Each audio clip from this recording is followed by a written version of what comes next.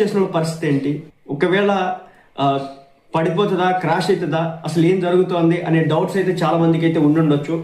నేనైతే కొనండి కొనొద్దు అని ఇక్కడ కూడా రికమెండ్ చేయట్లేదు. కానీ ప్రజెంట్ సిల్వర్ పరిస్థితి, ప్రీవియస్ డేటా ఒక 10-15 సంవత్సరాల డేటా తీసుకొని సిల్వర్ పరిస్థితి ఏంటి, ఎలా చెప్పబోతోంది, కొత్తగా వచ్చేవాళ్ళు మార్కెట్ గురించి ఐడియా లేకపోతే కనుక పరిస్థితి ఎలా ఉంటుంది, అలాగే ఫిజికల్ సిల్వరు అలాగే మార్కెట్ సిల్వర్ కొన్న వాళ్ళ మధ్య ఉన్నటువంటి వ్యత్యాసాలు ఏంటి, వీటన్నిటి గురించి కూడా చెప్పే ప్రయత్నం అయితే చేస్తాను.